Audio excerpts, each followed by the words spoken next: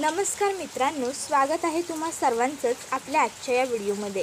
आपल्या या व्हिडिओमध्ये आपण जाणून घेणार आहोत थोडं तुझं आणि थोडं माझं या मालिकेच्या आजच्या भागाचे लेटेस्ट त्याचबरोबर इंटरेस्टिंग अपडेट. त्यामुळे पटापट व्हिडिओला लाईक करा, तसेच चॅनलला सबस्क्राईब करून बेल आयकॉन आठवणीने प्रेस करा, जेणेकरून तुम्हाला पुढच्या प्रत्येक व्हिडिओचं नोटिफिकेशन मिळत जाईल आणि सर्व व्हिडिओंचा आनंद हा अगदी उत्तम पद्धतीने घेता येईल. चला तर मग मित्रांनो, अजिबात वेळ वाया न घालवता सुरुवात करूया आपल्या आजच्या एपिसोडला. तर आता आपण इकडे पाहतो की गायत्री ही आता मानसी आणि गीता ह्या दोघींनाही म्हणत असते की आपण तिघी एक टीम बनू, प्रभूंना चांगला धडा शिकू. आपण तिघी प्रभूंच्या सुना आहोत, पण त्यांना आपण दाखवून देऊ की त्यांच्याशिवाय आपण आपल्या पायावर उभ्या राहू शकतो. फ्रेंड्स, त्याबरोबर लगेचच आता गायत्री आणि हे गीता दोघीजणी एकमेकीच्या तोंडाकडे बघत असतात. मानसीसुद्धा आता विचार करत असते की काय करायचं. मग लगेचच आता मानसी ही गायत्रीच्या हातातलं ते सर्टिफिकेट घेते आणि म्हणत असते, या सर्टिफिकेटसाठी प्रभूंची नाचक्की करायची मी, असं म्हणणं आहे का वहिनी तुमचं? त्यावर गायत्री म्हणते, नाचक्की नाही, तू प्रभूंकडून सूड घ्यायचास असं म्हणते मी. त्याबरोबर मानसी लगेचच ते सर्टिफिकेट फाडत म्हणते, वहिनी, या सर्टिफिकेटसाठी मी असं काहीही करणार नाही आहे. त्याबरोबर लगेचच गायत्री म्हणत असते, तुला कळतं आहे का तू काय केलं असते? अगं, ते तू फिनिशिंग स्कूलमध्ये शिकल्याचं प्रूफ होतं. या सहीसाठी किती मरमर केलीस तू, या सहीसाठी थांबली होतीस ना माझ्या, आणि आज ती सही केलेलं सर्टिफिकेट मी तुझ्या हातात दिलं आणि तू ते फाडून टाकलंस. त्यावर मानसी म्हणत असते, वहिनी, या सर्टिफिकेटमुळे मोठ्या हुद्द्याची, मोठ्या पगाराची नोकरी मला सहज मिळेल, पण प्रभूंचा जो काही मान सन्मान आहे तो मी नाही गमवू शकत. अनुभवाने आता मला खूप गोष्टी शिकवल्या आहेत, त्यामुळे आजच्या नंतर माझ्याकडे या अशा गोष्टींसाठी येऊ नका. प्रभू माझ्यासाठी कायम महत्त्वाचे आहेत. माझं भांडण फक्त एका माणसाशी आहे, संपूर्ण कुटुंबाशी नाही. त्याबरोबर लगेचच आता इकडे गीतासुद्धा म्हणायला लागते की वहिनी, बरोबर बोलते मानसी. काय आहे ना, आम्हाला इथे कशाचीही कमी नाही आहे. फक्त जी कमी आहे ती म्हणजे प्रभू कुटुंबाची, त्यातल्या माणसांची, तिथल्या आनंदाच्या, सुखाच्या क्षणांची. कळलं तुम्हाला? इथे आमचं सगळं चांगलं आणि व्यवस्थित सुरू आहे. त्याबरोबर आता हे सगळं गीता जेव्हा बोलते, मग गायत्रीला तिचा खूप जास्त राग आलेला असतो. गायत्री लगेचच गीता वहिनीला म्हणायला लागते की 2 वेळेच्या खाण्याची मुसीबत तुझी, आणि तू मला सांगणार काय व्यवस्थित आहे आणि काय नाही ते? अगं, तुला काय वाटतं, मला माहीत नाही? ह्या घरचा खर्च जितका असेल ना, त्याच्या निम्म तुझा पगार आहे, आणि तू तरीसुद्धा मला ही अशी भाषा सांगणार? मी दिलेलं सामान मला परत करणार?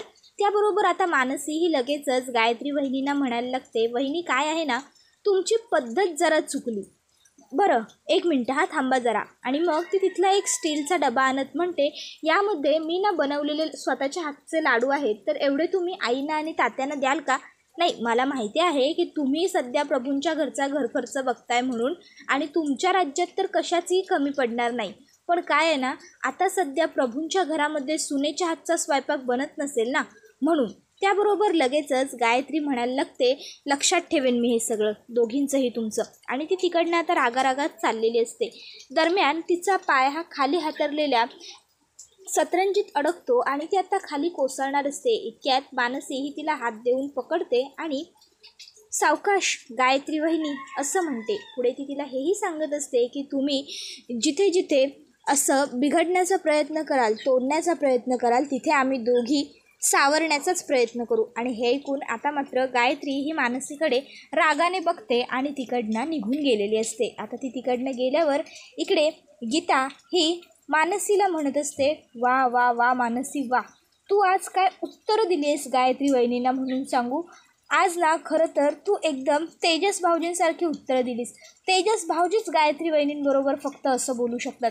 शिकलीस हा मानसी, शिकलीस, तू ही तेजसगिरी शिकलीस. त्याबरोबर आता मानसी ही गीता वहिनींना सांगत असते, वहिनी, आता मी एवढं सगळं गायत्री वहिनींना बोलली आहे, म्हणजे गायत्री वहिनी नक्कीच शांत नाही बसणार, त्या काहीतरी करणार. तर दुसरीकडे आता गायत्री आणि रणजित हे दोघं एकमेकांना भेटलेले असतात, आणि गायत्री ही रागाने एक खेळणं सतत त्या टेबलवरती फिरवत असते. आणि तिला दरम्यान मानसीने ते सर्टिफिकेट फाडलेलं मी प्रभू कुटुंबियांचं वाईट कधीच करणार नाही, मी सावरणार आहे वगैरे बोललेलं सगळं काही आठवायला लागतं. तर गीतानेही तिला सांगितलेलं असतं की आम्हाला कमी भासते ती फक्त प्रभू कुटुंबाची, आम्हाला या पैशांची वगैरे तुमच्या काही गरज नाही आहे, ते सगळं आठवत असतं. त्याबरोबर लगेचच आता रणजित हा गायत्रीला म्हणतो तुटेल ते.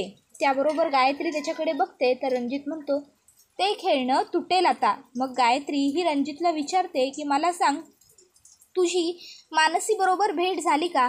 मानसी तुझ्याबरोबर व्यवस्थित बोलली का? त्यावर लगेचच रणजित सांगायला लागतो की हो भेटलो आणि मानसी माझ्याबरोबर व्यवस्थित बोललीसुद्धा, मला सॉरी बोलली, आमच्यात झालेले गैरसमज दूर केले. त्यावर लगेचच आता गायत्री म्हणायला लागते तुम्हा दोघांमध्ये काय बोलणं झालं ते मला सांगू नकोस.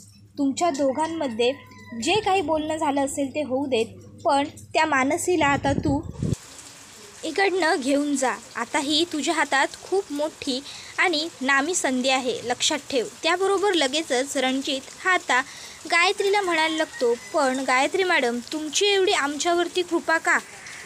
कशाबद्दल तुम्ही एवढं सगळं आमच्यासाठी करताय?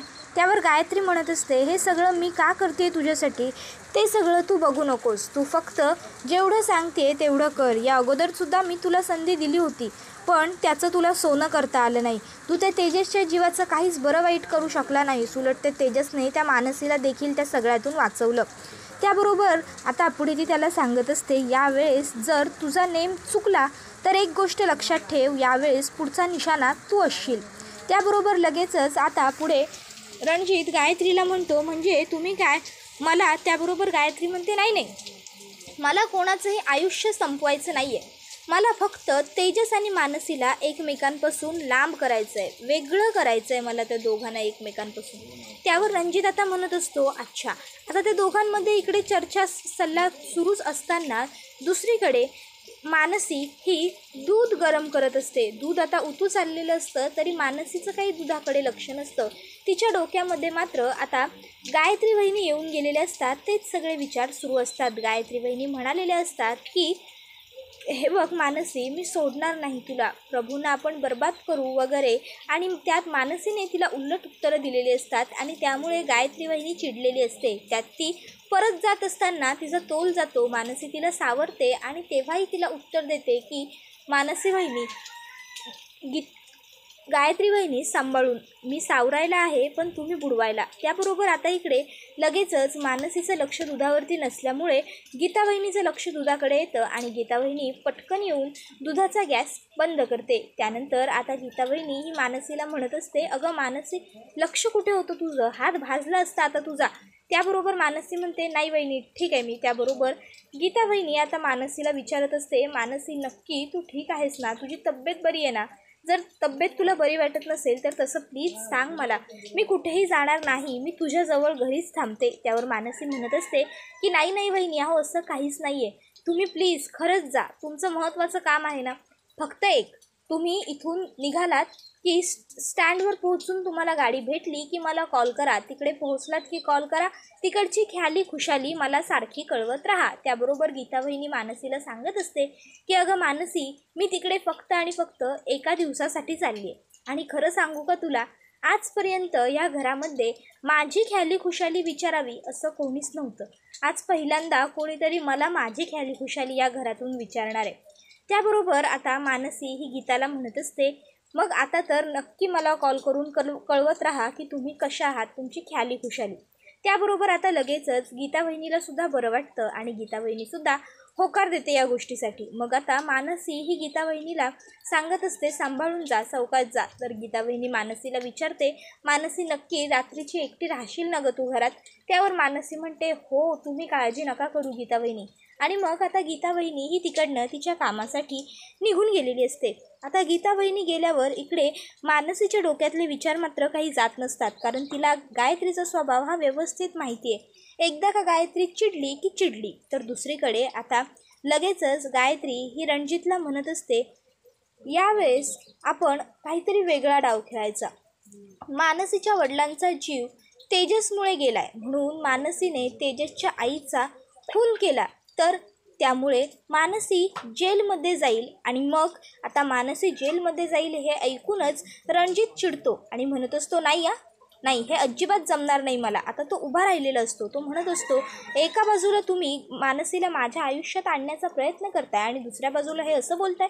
त्याबरोबर लगेचच गायत्री ही रणजितला म्हणायला लागते, खाली बसा. पहिले तर खाली बसा, आसपासचे सगळे लोक आपल्या तोंडाकडे बघत आहेत. त्याबरोबर लगेचच रणजित खाली बसतो. त्यावर आता तो पुढे म्हणतो, मला हे अजिबात चालणार नाही. तर गायत्री ही त्याला सांगत असते की मानसीच्या वडिलांचा जीव तेजसमुळे गेला आहे आणि मग जर तेजसच्या आईचा खून मानसीने केला तर काही दिवसांसाठी ती जेलमध्ये जाईल आणि आपल्या आईचा जीव ह्या मुलीमुळे गेला म्हणून तेजस हा मानसीचं आयुष्यभर तोंड देखील पाहणार नाही. तो मानसीला पूर्णपणे विसरून जाईल. मग आपण मानसीला जेलमधून बाहेर काढू आणि त्यानंतर मग मानसीला रडण्यासाठी फक्त एकमेव खांदा उरलेला असेल आणि तो म्हणजे रणजित जहागीरदार. बोला आता मात्र रणजितला सुद्धा गायत्रीचं म्हणणं पटलेलं असतं. खरं तर रणजितचं आता मानसीवरती प्रेम असतं. त्याला मानसी आवडत असते. त्यामुळे बाय हुक ऑर क्रूक त्याला मानसीला मिळवायचं असतं. मग त्यासाठी अगदी त्याला काहीही करायला लागलं तरीसुद्धा त्याची तयारी असते. तर आता दुसरीकडे गायत्रीचा हा जो काही प्लॅन असतो त्याबद्दल घरात कोणालाही काहीही माहिती नसतं. त्यामुळे आता इकडे रणजित आणि गायत्री मिळून हे दोघंजणं आता या प्लॅनला सक्सेसफुल बनवणार असतात. पण मित्रांनो, पाहणं तर हे रंजक ठरणार की जरी आता तेजसच्या आईचा म्हणजेच आता सुनंदाचा गायत्रीने खून केला तरी खरोखर तेजसला ही गोष्ट पटेल का की मानसीनेच सुनंदाचा खून केला असेल म्हणून. आणि महत्त्वाचं म्हणजे तेजस मानसी हयात असताना असं काही ते दोघंजणं घडू देतील का? तुम्हाला काय वाटतं? तर दुसरीकडे आता इकडे रणजित मात्र खुश असतो की चला फायनली त्याला मानसी मिळणार असते. तर दुसरीकडे गायत्री ही कॉफी पीत पीत आता मनातल्या मनात म्हणत असते, मानसी तू माझं प्यादा आहेस. मला फक्त आणि फक्त तुझा वापर करायचा आहे आणि तुलाच हरवायचं आहे. मला हरायला कधी आवडत नाही. मला फक्त हारलेले चेहरे पाहायला आवडतात आणि यावेळेससुद्धा तेच होणार. मी हरलेले चेहरे पाहणार आणि यावेळेस मला मानसी सणसचा चेहरा हरताना पाहायचा आहे.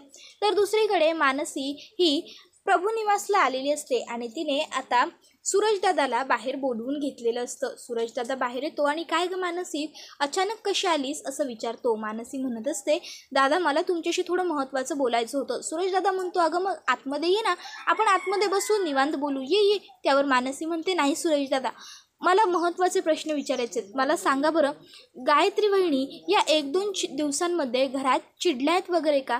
त्या रागाने वागतायत का? त्यावर आता सूरजदादाही विचार करायला लागतो आणि नकार देतो या गोष्टीसाठी. त्यावर लगेचच आता मानसी ही सांगायला लागते की सूरजदादा, मी तुम्हाला खरं तर सावध करण्यासाठी आली आहे. काय आहे ना, गायत्री वहिनी ह्या येत्या 2-3 दिवसांमध्ये खूप चिडल्या आहेत. त्यामुळे तुम्ही काळजी घ्या, सगळ्यांनी सावध राहा त्यांच्यापासून. आता इकडे सूरजदादासुद्धा सिरियसली ते सगळं ऐकत असतो. तर आता मानसीला आलेलं विनोदने पाहिलेलं असतं आणि त्यामुळे त्याने लपून मानसी आणि सूरज या दोघांमधलं सगळं बोलणं ऐकलेलं असतं. इतक्यात त्या ठिकाणी आता तेजसची आई म्हणजे सुनंदा आलेली असते. आता सुनंदा तिकडे येते तुळशीची पूजा करण्यासाठी आणि तिची नजर पडते ती म्हणजे मानसीवरती. सुनंदा पुढे येत म्हणायला लागते, मानसी आलीस तू? बरं झालं मानसी तू आलीस. तुला पटलं ना की आपला तेजस निर्दोष आहे म्हणूनच तू घरी परत आलीस ना. बरं झालं मानसी आलीस तू परत. चल पहिल्यांदा घरात चल. अगं तुझ्या येण्यामुळे खरंच किती फरक पडेल. सगळेजण तेजसबरोबर वाईट वागतायत. आज कितीतरी दिवसांनी तो ऑफिसला गेला आहे. आता तू आली आहेस ना म्हणजे सगळं व्यवस्थित होईल. चल. आणि मग आता मानसीला इथे सुनंदा घरात घेऊन जात असते. तर मानसी म्हणते, मावशी कायमची नाही आली आहे मी इथे, फक्त तुमची काळजी वाटली म्हणून ख्याली खुशाली विचारण्याकरता मी इथे आले होते बास. त्याबरोबर मानसी जात असताना सुनंदा म्हणायला लागते, जा कायमची निघून जा माझ्या मुलाच्या आयुष्यातून. तुला माफ नाही करायचं आहे ना त्याला, मग पुन्हा आयुष्यात कधीच त्याला तुझं तोंड दाखवू नकोस. त्याच्यासमोर देखील येऊ नकोस. तो तुला विसरून जाईल. इतकी त्याच्यापासून दूर निघून जा. आणि जर तू त्याला नाही भेटलीस ना तर मी माझ्या मुलाची काळजी व्यवस्थित घेईन. कळलं तुला? जा, निघून जा. माझ्या मुलाच्या आयुष्यातून लांब निघून जा. असं आता मुद्दामून मानसीला सुनंदा म्हणते आणि तिकडनं निघून जाते। त्याबरोबर लगेचच इकडे सूरजदादा मानसीच्या समोर हात जोडत असतो। मानसी म्हणते, प्लीज सूरजदादा असं काही करू नका। अहो आता फक्त आणि फक्त तुम्ही आईंची आणि तात्यांची काळजी घ्या बास। त्याबरोबर सूरजदादा हा मानसीला म्हणत असतो, मानसी पण प्लीज पुन्हा विचार कर एकत्र येण्याचा तू आणि तेजसने। बास ग, आता तुम्ही दोघं एकत्र याल तेव्हाच या घरातलं सगळं काही व्यवस्थित होऊ शकतं, तुला तर माहिती आहे। त्यावर मानसी आता सूरजदादाला सांगत असते, सूरजदादा अहो माझा आता या माणसावरती विश्वासच ठेवता येत नाही आहे, मला कळतच नाही आहे आता तरी हा माणूस खरं बोलतोय की हे सुद्धा या माणसाने कुठलं तरी घेतलेलं सोंगच आहे, कारण आत्तापर्यंत याने माझ्यासमोर खूप सोंग घेतली आहेत। त्यामुळे प्लीज आणि महत्त्वाचं म्हणजे आम्हा दोघांचं जाऊ देत, तुम्ही घरामध्ये आईंची तात्यांची सगळ्यांची काळजी घ्या, कळलं। त्यावर सूरजदादा होकार देतो आणि तो आता तिकडनं गेलेला असतो। आता मानसी म्हणालेली असते की मी तुम्हाला गायत्री वहिनींपासून सावध करायला आली आहे, हे आता विनोदने ऐकलेलं असतं आणि आता विनोद म्हणालेला असतो की आता हे तर दीदीनं सांगितलंच पाहिजे आणि आता तो तिकडनं गायत्रीला सगळं सांगायला निघून गेलेला असतो। तर दुसरीकडे मानसी जात असताना तिला तुळस दिसते अंगणातली। मानसी तुळशीला नमस्कार करते आणि लगेचच तिकडनं निघून जाते। त्यानंतर आता ती जात असताना अचानक तिचा पदर हा तिथे असलेल्या एका खांबाच्या खिळ्यामध्ये अडकतो। मानसीला आठवतं ते म्हणजे तेजसने एकदा याच ठिकाणी तिचा असाच पदर पकडला होता आणि तो तिच्या किती जवळ आला होता। मग मानसीला आताही वाटलेलं असतं की आताही तेजसनेच तिचा ओढणीला हात लावलेला आहे। मानसी पाठी फिरून बघते तर तिथे तेजस नाही तर खांबाला तिचा पदर अडकलेला असतो। मग काय मानसी तो पदर सोडवते तर तिला प्रभुनिवास बंगला दिसतो। ती विचार करायला लागते, मी एकदा या माणसाला संधी द्यायला हवी का, एकदा यांच्याशी बोलायला हवं का, पण मग ती तिकडनं पुन्हा एकदा निघून गेलेली असते। त्यानंतर आता इकडे तेजस हा सकाळी कामावरती निघत असताना त्याच्या घरी ऑफिसचा माणूस आलेला असतो त्याचं सगळं सामान घेऊन आणि तो त्याला सांगत असतो की सर तुम्हाला कामावरून काढून टाकलेलं आहे आपण। त्याबरोबर आता हे ऐकून तेजसच्या पायाखालची जमीन सरकते तर गायत्रीला प्रचंड आनंद होतो। मग काय इकडे आता सुनंदा ही मानसीला कॉल करते आणि मानसी मला तुला भेटायचं आहे, ताबडतोब मला पत्ता सांग असं म्हणायला लागते। त्याबरोबर लगेचच आता मानसी म्हणत असते, अहो मावशी पण नेमकं काय झालंय ते तरी मला सांगा। त्यावर आता मानसीला गायत्री सांगत असते की जितकं सांगते तितकं कर, मला तुला भेटायचं आहे तर भेटायचं आहे, मला पत्ता सांग। त्यावर मानसी आता तिला पत्ता देते। मग सुनंदा ही आता मानसीच्या ऑफिसला आलेली असते आणि ती विचारते की मानसीचं डेस्क कुठलं आहे। त्यावर आता तिला एक माणूस सांगतो की सरळ ते बघा पुढे समोरचं त्यांचंच डेस्क आहे। त्याबरोबर लगेचच आता इकडे सुनंदा ही मानसीच्या डेस्ककडे चालत येत असताना तिला रणजित आणि मानसी हे दोघं जण एकत्र दिसतात। आता रणजित आणि मानसीला इतकं जवळ एकत्र पाहून सुनंदा ही खूप जास्त चिडलेली असते। त्याबरोबर हा व्हिडिओ इथेच संपतो। मित्रांनो व्हिडिओला लाईक आठवणीने करा, तसेच चॅनलला सबस्क्राईब करून बेल आयकॉन प्रेस करा जेणेकरून तुम्हाला पुढच्या प्रत्येक एपिसोडचं नोटिफिकेशन मिळत जाईल आणि सर्व व्हिडिओंचा आनंद हा अगदी उत्तम पद्धतीने घेता येईल। चला तर मग मित्रांनो अजिबात वेळ वाया न घालवता आजचा आपला हा व्हिडिओ इथेच थांबवूया।